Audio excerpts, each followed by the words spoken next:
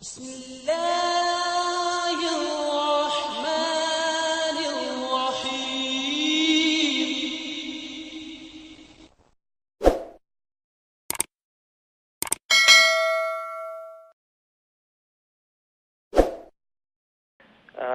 خلافت الی منہاج نبوت کا لفظی یا آسان زبان میں کیا مطلب ہے؟ ٹھیک ہے جناب، جزاکم اللہ، شکریہ۔ محترم مولانا منیر احمد صاحب خادم سے درخواست ہے۔ یہ اگلے سوال میں آ رہا ہے، یہ اس کا مطلب بتا دیں گے انشاءاللہ۔ جی تو اس سوال کو بھی شامل کر دیتے ہیں آپ اس پروگرام میں کہ ہم یہ آپ سے پوچھنا تھا کہ جو اللہ تعالیٰ نے قرآن مجید میں یہ وعدہ فرمایا ہے کہ خلافت کی جو نعمت ہے وہ دراصل اللہ تعالیٰ ان لوگوں کو عطا کرتا ہے جو ایمان اور اعمال صالحہ میں ایک مثالی نمونہ پیش کرتے ہیں۔ تو آج اللہ تعالیٰ کے فضل سے جماعت احمدیہ کو اللہ تعالیٰ نے اس نعمت سے نوازا ہوا ہے، جو کہ اس بات کی دلیل ہے کہ جماعت احمدیہ ایمان اور اعمال صالحہ میں ایک مثالی نمونہ پیش کر رہی ہے، اور یہ جماعت احمدیہ کی صداقت کی بھی ایک دلیل بن جاتی ہے جماعت احمدیہ میں خلافت کا نظام کے موجود ہونا۔ اس حوالے سے میں مزید آپ سے تفصیل جاننا چاہوں گا۔ اسی طرح ڈاکٹر خالد صاحب کو جو سوال ہے کہ خلافت علی منہاج نبوہ کا کیا مطلب ہے، وہ بھی کے جواب میں سب سے پہلے میں یہ عرض کرنا چاہتا ہوں کہ قرآن مجید کی اصطلاح میں خلافت کے معنی کیا ہیں۔ بنیادی طور پر جو خلیفہ یا خلافت کی جو اصطلاح ہے اور جو قرآن مجید میں آئی ہے، وہ بنیادی طور پر اللہ تعالیٰ کے انبیاء علیہ السلام کے لیے آئی ہے۔ چنانچہ جس وقت اللہ تعالیٰ نے حضرت آدم علیہ السلام کو، جو اللہ تعالیٰ کے پہلے نبی تھے، ان کو مبعوث کرنا چاہا تو اللہ تعالیٰ نے فرشتوں سے یہ کہا کہ انی جاعل فی الارض خلیفہ، کہ میں زمین میں خلیفہ بنانے والا ہوں۔ تو اس سے اس اصطلاح سے پتہ لگتا ہے کہ جتنے بھی خدا تعالیٰ کے انبیاء آئے ہیں وہ سارے کے سارے خلیفۃ اللہ تھے۔ کیوں؟ اس لیے کہ اللہ تعالیٰ کی مرضی اور اس کی خوشنودی اور اس کے بتائے ہوئے طریقہ کار کو من و عن وہ اس دنیا میں اس سے وحی اور الہام لے کر دنیا میں رائج کرتے ہیں، اور دنیا کے اندر جسمانی لحاظ سے، اخلاقی لحاظ سے اور روحانی لحاظ سے وہ خلیفۃ اللہ ایک بہت بڑا جو ہے وہ انقلاب پیدا کرتے ہیں۔ اب ان آنے والے خلیفۃ اللہ میں سے سب سے بڑھ کر اس وقت ہمارے عقیدے کے مطابق حضرت محمد رسول اللہ صلی اللہ علیہ وسلم ہے۔ اور یہ جو خلیفۃ اللہ اللہ کی طرف سے آتا ہے، اللہ تعالیٰ نے ان کو بھیجتے وقت ہی پہلے تو فرمایا کہ میں خلیفہ بنانے والا ہوں، دوسرے فرمایا ان فرشتوں کو کہ تم ان کی اطاعت کامل کرو، اور اس کے لیے سجدہ کا لفظ استعمال فرمایا۔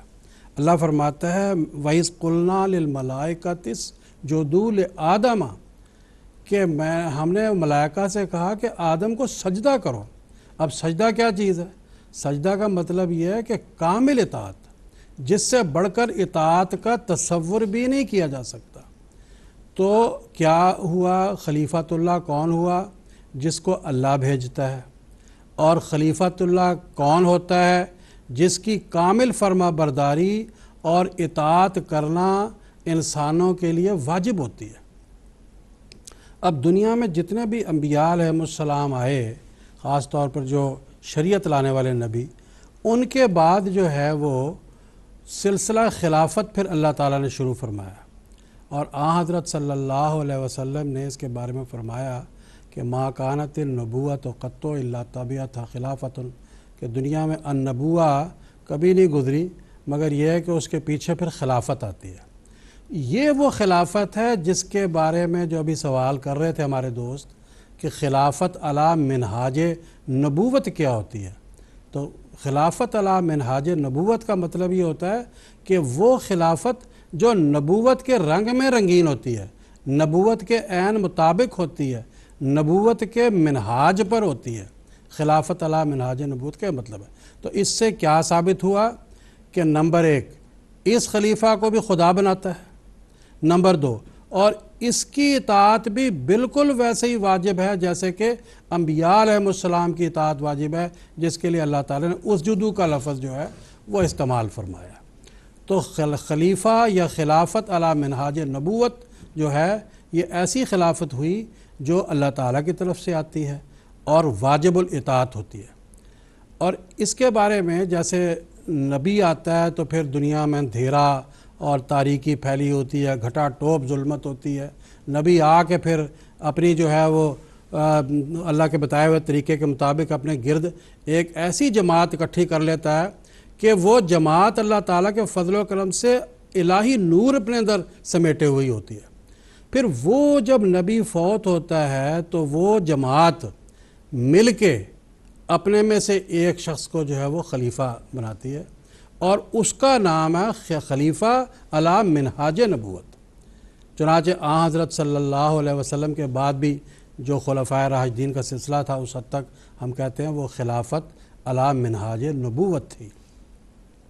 اور حضرت اقدس مسیح موعود علیہ الصلوۃ والسلام کے بعد بھی یہ خلافت علی منہاج نبوت کا سلسلہ شروع ہوا، اور اب 5ویں خلافت ہے۔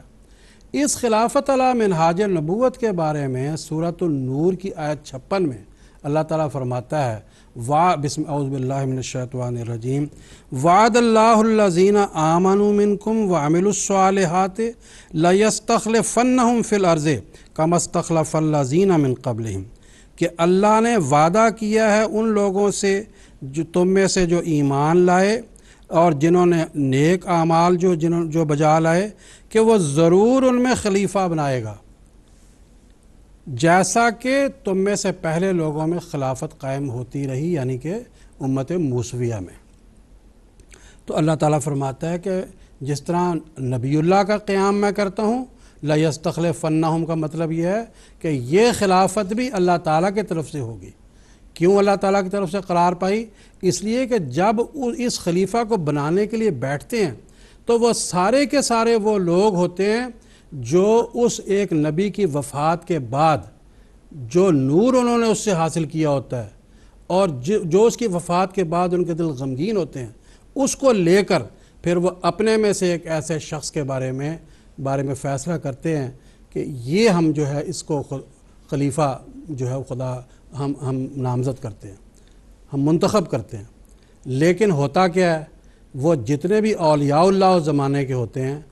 جو وہ باتیں کہہ رہے ہوتے ہیں، یا ان کے دلوں کے اندر سے جو آواز اٹھ رہی ہوتی ہے، وہ پہلے ہی اللہ تعالیٰ بذریعہ الہام و کلام ان لوگوں کو سمجھا چکا ہوتا ہے، اس جماعت کے کثیر لوگوں کو بتا چکا ہوتا ہے کہ یہ ہے وہ شخص تم لوگوں میں سے جس کو تم لوگوں نے اب خلیفہ کے طور پر منتخب کرنا ہے۔ چنانچہ اس بات کا تجربہ اوروں کو تو خیر نہیں، لیکن جماعت احمدیہ کو اللہ تعالیٰ کے فضل و کرم سے ہے کہ خلافت اولیٰ کے زمانہ سے لے کر خلافت خامسہ کے زمانے تک جب بھی ایسی خلافت کے انتخاب کا موقع آتا رہا اور پہلے خلیفہ کی وفات پر دل غمگین ہوتے رہے اور بے چین ہوتے رہے اور اللہ کی بارگاہ میں گرتے رہے، تو اللہ تعالیٰ جماعت کے کثیر طبقہ کی، جن کے اندر بچے بھی شامل ہیں، عورتیں بھی شامل ہیں، بزرگ لوگ تو خیر شامل ہی ہیں، ان کو بتاتا ہے کہ اب تم لوگوں میں یہ وجود ایسا ہے کہ جس کو جو ہے وہ اللہ تعالیٰ نے اپنے لیے چن لیا ہے۔ چنانچہ بعد میں ثابت بھی ہو جاتا ہے کہ یہ شخص کے بارے میں تو ہمیں پہلے اللہ نے خواب میں بتا دیا تھا، 20 خوابیں اور جو ہے لوگ اپنے کشوف پھر لکھ کے بھجواتے ہیں، اور اللہ تعالیٰ کے فضل و کرم سے وہ ثابت بھی ہوتا ہے کہ جو خدا تعالیٰ کی طرف سے انتخاب ہوا تھا وہ انتخاب یقیناً خدا کا سچا انتخاب تھا۔ کیوں؟ اس لیے کہ جب وہ شخص بن جاتا ہے تو اس کی قیادت میں جماعت دن دگنی رات چگنی ترقی کرنے چلی جاتی ہے۔ تو اسی لیے یہ جو آتا ہے کہ آپ نے سوال کیا کہ ایمان اور اعمال صالحہ جو لوگ بجا لانے والے ہوتے ہیں ان لوگوں میں اللہ تعالیٰ جو ہے خلافت علی منہاج نبوت کے سلسلے کو قائم فرماتا ہے۔ اس میں ایک بات یہ بھی یاد رکھنے والی ہے کہ انہی لوگوں میں قائم فرماتا ہے جو خلافت پر ایمان رکھتے ہیں، جن کا خلافت پر ایمان ہی نہیں ان میں نہیں قائم فرماتا، اور جو خلافت کے قیام کے مناسب حال اپنے اعمال بھی بجا لاتے ہیں۔ خلافت کے قیام کے مناسب حال اعمال بجا لانے کا مطلب کیا ہے کہ کامل اطاعت اور فرما برداری خلیفہ وقت کی کرتے ہیں۔ لیکن اگر جس وقت خدا تعالیٰ کو پتہ لگے خدا نہ خواستہ کہ یہ لوگ خلیفہ وقت کی ویسی اطاعت نہیں کر رہے، تو اللہ تعالیٰ کوئی مکلف تو نہیں ہے، یہ وعدہ ہے خدا کا، بشارت ہے کہ اگر تم لوگ اس طرح کرتے رہو گے، لیکن یہ بات حتمی ہے، اور اللہ تعالیٰ نے اپنے وعدوں سے ہمارے خلفائے کرام کو یہ بات سمجھا دی ہے کہ اب خلافت احمدیہ کا کوئی دشمن بال بیکا بھی نہیں کر سکتا۔ خلافت احمدیہ بلوغت کی عمر کو پہنچ چکی ہے اور یہ سلسلہ قیامت تک جاری رہے گا۔ اور دیکھیں حضرت اقدس مسیح موعود علیہ الصلوۃ والسلام نے جو رسالہ الوصیت میں فرما دیا تھا، یہ فرمایا تھا کہ یہ دائمی ہے اور قیامت تک تمہارے ساتھ رہے گی،